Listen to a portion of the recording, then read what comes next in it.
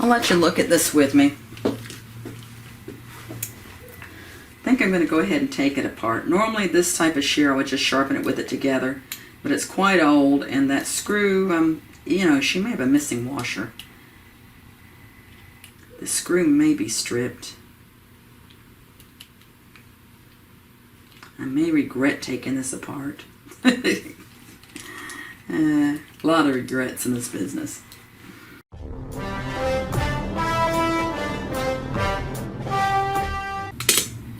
Hi, I'm Bonnie, and I'm sharpening shears that I brought back from the Chicago Hair Show. And I hope you'll watch me sharpen a few of these shears and talk to you about opportunities and the show. Washer is still there. It's brittle. I think I'm going to replace it with one of those thicker Jaguar washers, because that's the kind of, we call it a bell-shaped bell washer, plastic bell washer. Huh, look, it's magnetic. So one of the things I'm going to do is demagnetize them. This little device, I thought everybody knew about this. My dad had one when I was little, and I used to play with it. But you can demagnetize. See, that got it. And sometimes you never know. It's just good to have. That's another one of those little tools, like the scissor pliers, that when you need it, it's nice to have. So I'll take care of the hardware first. So let me find that washer.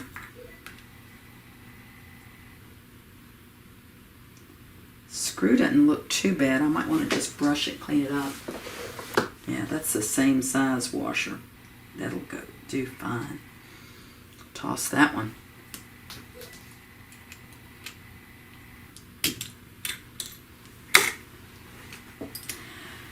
So I'm not going to work the rod line on here. I may, just for the fun of it, spray my arc home, which is I use mostly for curved shears, but this will work well on something like this. I really don't want to work the whole rod line on my Waterstone. I just want to kind of clean it up, smooth it out a little bit. Just very lightly, very gently on that flat side. Phone's ringing. That's probably going to be from me. Had a return shear from one of our distributors. It's a Jaguar with a loose screw. Yep, I heard her say, you need to talk to Bonnie then. Let's run. It's somebody coming by with sharpening. I told Misty, anybody after that, tell them I won't be back till next week. I got a 1200 grit flat plate on here. That's not what I want. This is I usually write it down. 800 grit. Looks like a new one too. I've been gone for a week, so I don't even know what's out here. So I'm going to put 800 grit on here. I'm going to set my clamp on 35 for these shears, because that's about right. If I do a scratch test, all that's going to tell me is what the last person sharpened them at. Man, I walk out of the office for a week and I can't find anything. And I was trying to be, remember the last videos? I was trying to be so organized. I can't even find Allen wrench. Oh, look, it's right there on top of my machine. All right, so let me reset my clamp at 35.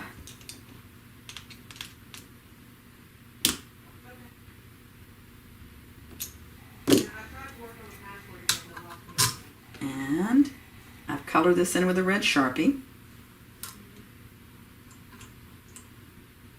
These have like a little Teflon ride on them, which is kind of interesting. I've seen them on other shears as well. Dovo's the first one I've ever seen. It makes them nice and smooth when they go together. This is an old shear. I bet it's 30 years old.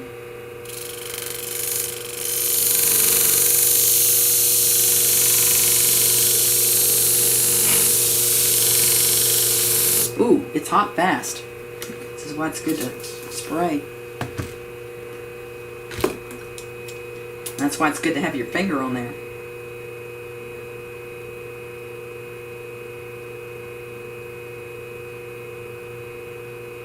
That looks pretty good.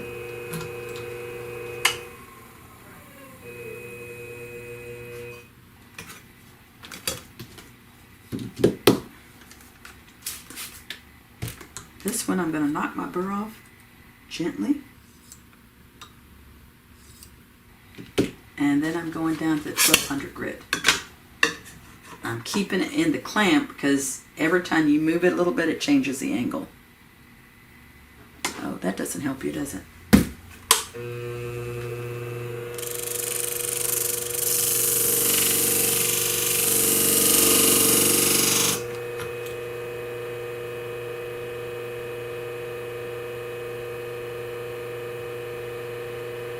I'm going to go with that.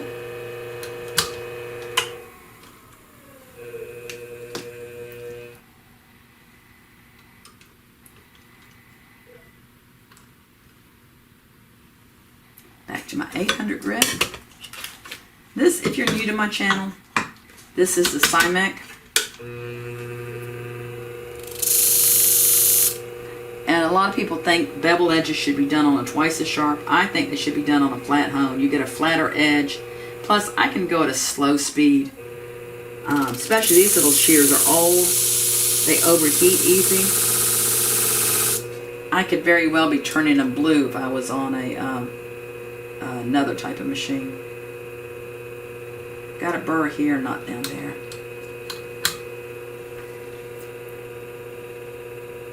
So I may want to put my finger here, gently pull them out, but I don't pull them all the way out.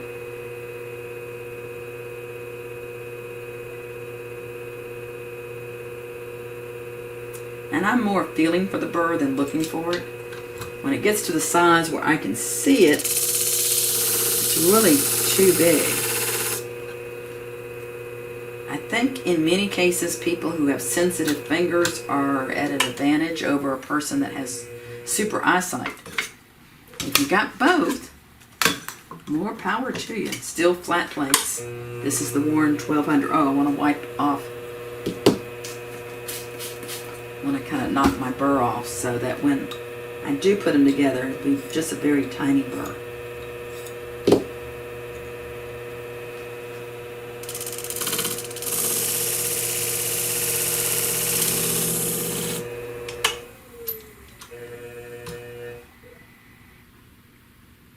Looks pretty good. I want to clean it with some alcohol, getting that red Sharpie off.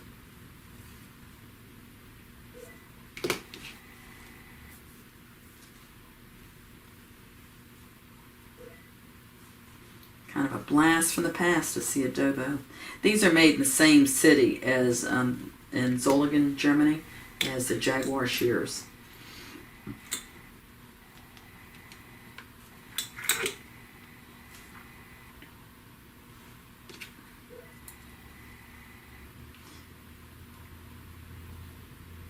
And with this Teflon, I'm not sure how important oil is to these shears. I'm going to put them together without them closing. I'm going to kind of feel the adjustment there. And I'm going to cut my burr off. Felt like that tip was pulling a little bit.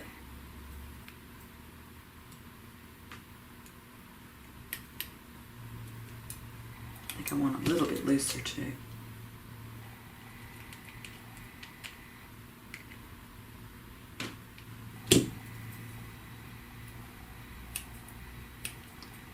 About like that. Oh, you see how they loosen up?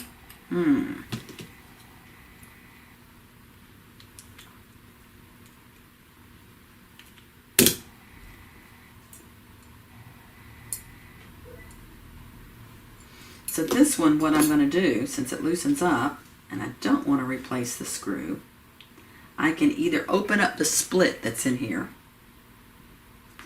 I can kind of damage up the threads, or I can apply a little bit of this VC3, which is what I'm going to do. I want to lay it on a piece of paper. Set this aside. I'm sorry, this is so messed up. Tip doesn't work anymore, but it's still, the glue does. Okay, I got it on here. I'm going to let it sit for about a half an hour.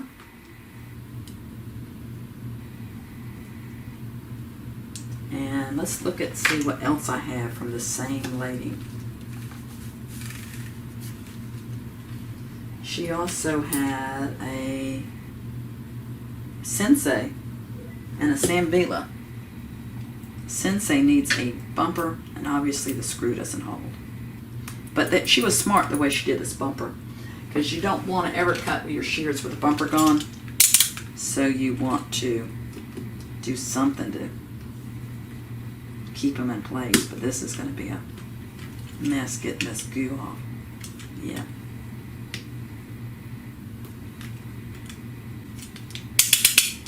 So this one, the bumper didn't fall out. She's got a screw-in bumper and the little rubber part came off. And so they were going click, click, click and crossing over, which can be dangerous because you could cut your customer. So I want to use some Goo Gone. Actually, it's Goof Off. There's a lot of little products that it's helpful to have. You might not need them for months, but when you do need them, I'm glad to have them.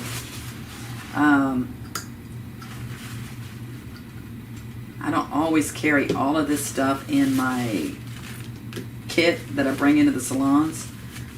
Some of it I might have back in my office.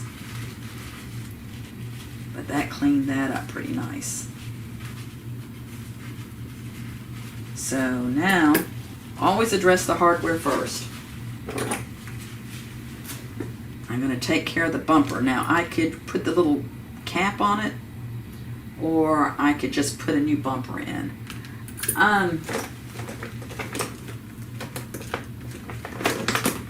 I got a lot of shears to do today. I've only got today in the office, and then I'm going to be gone until Sunday.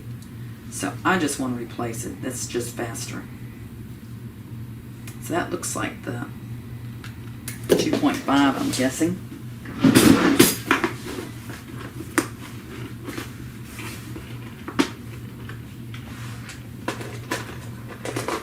Just a little case of screw-in bumpers. Let's see which size fits. No, I think it's a 3/0.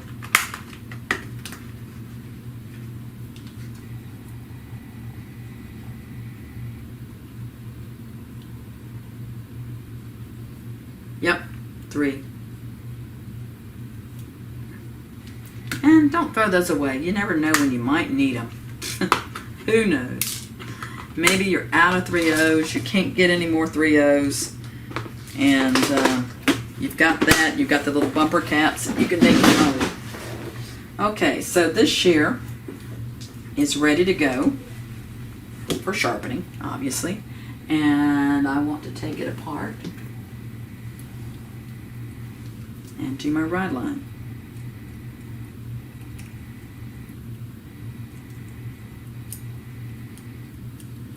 So I'm not going to go through all these steps. I do want to show you her third shear, which is kind of interesting. This is a Sambila, and this is one of those that the screw can go in on either side, so it's a tricky one. So this screw, it has the holes here, so when you put it back together, you need to be aware whether this is a right-handed or left-handed person. Now, a left-handed person can use it. It's still a right-handed shear, but it'll fit in their left hand because the screw's face in. And this one's pretty nasty, dirty. So, and I want to check my washer looks okay. So this is a good one to kind of look and see. in my, people come for training, I have one similar to this for them to take apart, just so they can be aware that they do come across these. I think it's actually a good idea, except it makes sharpeners crazy because you can put it together wrong and be scratching your head. What's wrong with this shear? Why does it not look right? Why is the customer saying it doesn't feel right? Been there, done that. I actually had a left-handed customer one time, a right-handed customer one time, that liked the screw on the opposite side because he cut with his hand turned this way. Go figure, there's one for everything. He was in a very upscale salon in Buckhead too. So I don't question how they cut. I just make the shears cut the way they want them to cut. So this is a Sambila. This has a different type of Teflon rod. You see it's got a little flat here. Once again, that's to make it nice and smooth. But when you do your ride line, you want that on your stone, but you want to make sure your stone is clean because you don't really want to get any metal pieces in there. So I'm going to go on and sharpen the rest of these shears. I hope this little bit of information was helpful to you. And I've got a lot more complete videos for you to watch. I do personal hands-on training here in our place. Actually, next week and last week I was in someone's kitchen teaching sharpening training. So if you can't get to me, let me know. Have suitcase, we'll travel.